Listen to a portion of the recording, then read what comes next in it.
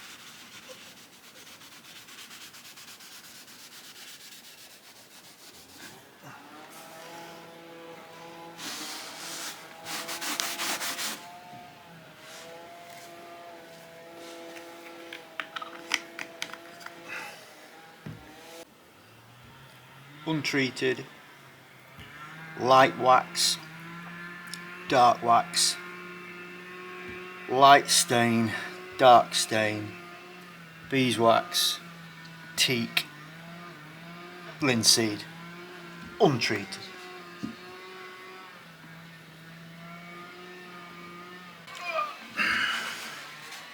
So the upshot of this so far is that none of them are really doing what I want them to do. Just not dark enough really. Kind of completely discounting the 2 waxes that I originally had, the light one and the dark one. The dark one has got a little reddish tinge to it, I don't like it, so they're out of the equation. Both of the stains are, even though the darkest stain is probably the darkest of everything. So we'll move on to the 3 waxes really, the 3 oils, sorry. The beeswax, it looks to be darker than any, and then we've got the teak and the linseed, which are very, very similar. I think what I'm going to do is get another piece of wood and just put some of this beeswax on a bigger area and just see how drastic a difference there is to the untreated piece, and we'll go from there. And obviously we'll eagerly await the arrival of the Danish oil and see what that looks like in contrast as well. So we'll do a bit more area with the beeswax and see how it goes.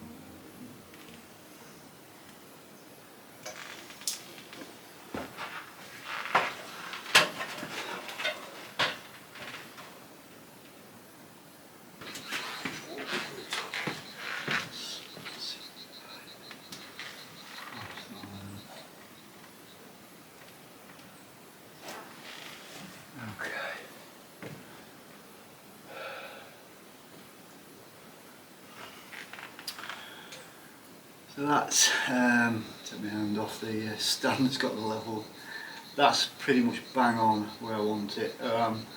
We're maybe talking cigarette paper across the length of it, there's not a lot in it at all. It's made it a little bit more difficult with sanding off and curving because I've not got that, you know, perfectly straight corners and one thing and another, but it's picking up along the bottom, and then it's just also going to the wall pretty much all the way, well it is all the way across, and it's sat you know, pretty much bang on top of those mortar pads. So yeah, I'm pretty happy with that.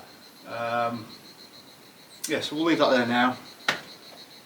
I know I don't have to do anything else with the pads. As soon as we figure out what oil we're going to put on them, I can probably just slide this end behind me across, so I can get, you know, get all the way down the back ones, and I don't have to take it out again. And now we can just get on with this. I'm probably 2/3 of the way through it, so we'll get this finished today, get some bitumen on the ends, get it treated, and get this ready for going in tomorrow, hopefully. Maybe this afternoon. See how we get on.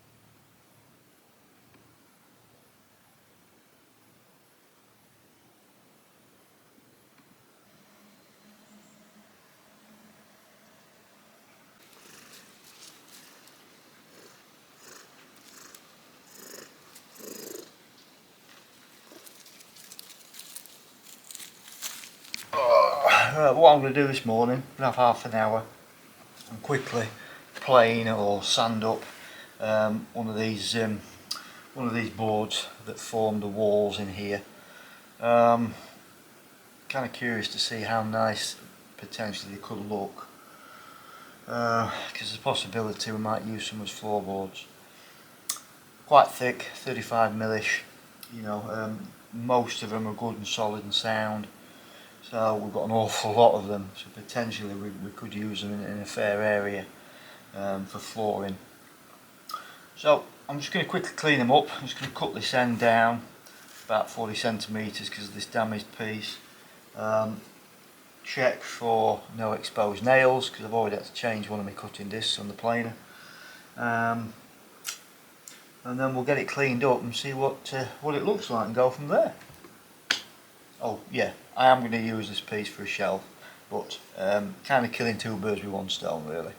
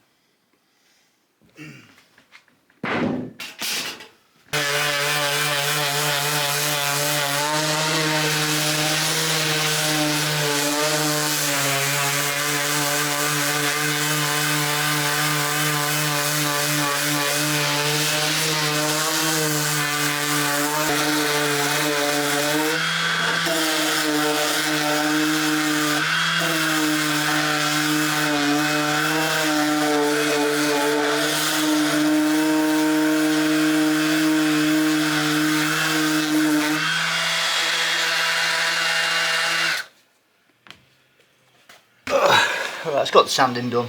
Just going to wipe them down now with a damp cloth, get rid of the, you know, the surface dust and one thing and another. And then I'll go make a coffee and we'll put some oil on it and then the big reveal. It's looking good.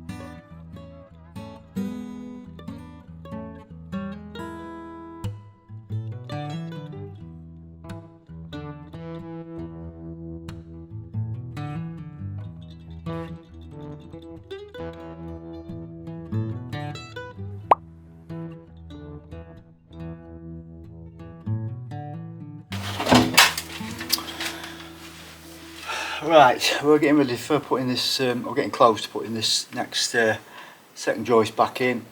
It's all shaped and shaved and sanded. I've given it 2 coats of the treatment for the insects and the bugs and one thing and another.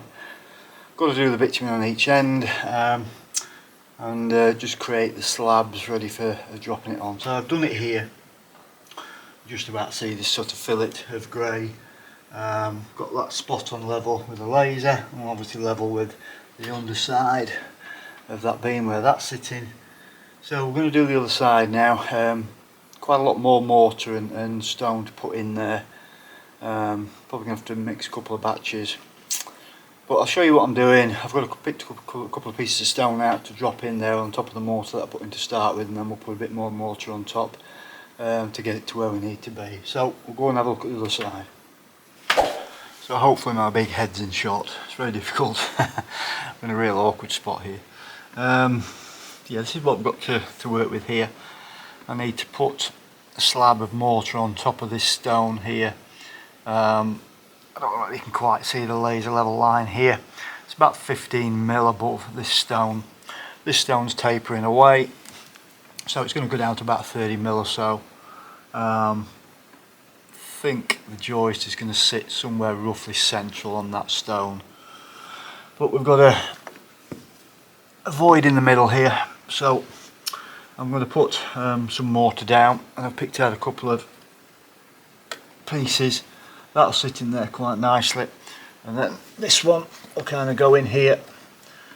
They're fitting in really well, and we'll get them up to around about the same height as this slab here, and then kind of infilling at the back in the little holes and the gaps with more mortar. And then once I've done that, I need to do this first, and then I can put the mortar on top of this stone. I might have to do this last bit in the morning, but hopefully we'll get it done this afternoon. With a bit of luck and an aiding wind. See how we get on.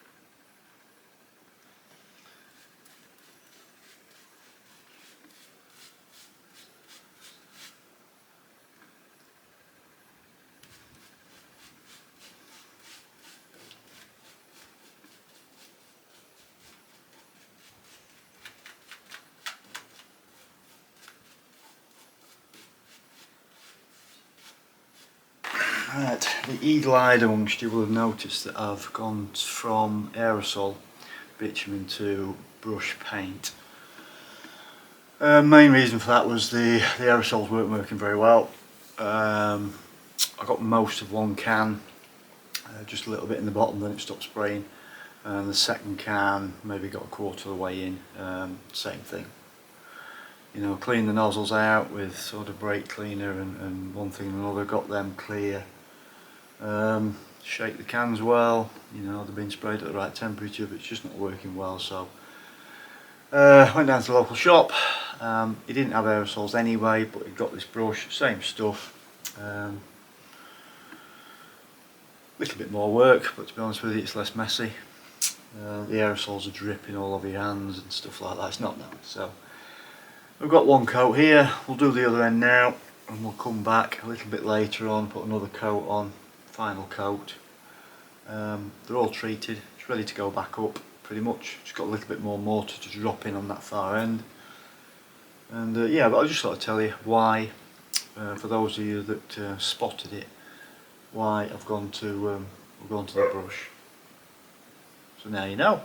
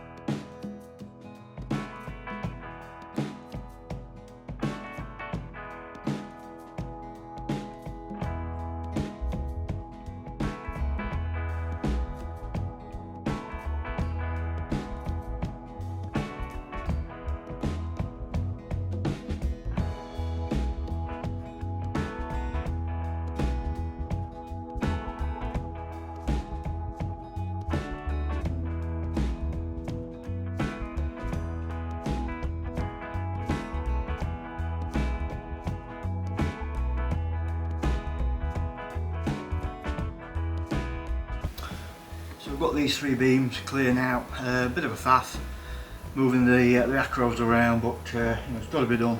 But now we've got you know, a couple of days I can get these done, get these back in, and then transfer the acros back across, and I've got free run at the remaining 6. So yeah, we'll get back on. We'll see if we can get that second joist in, get this third and fourth one to drop down, and you know, make some headway into getting them shaped and sanded and treated, etc. Yeah, we'll do that now then, eh?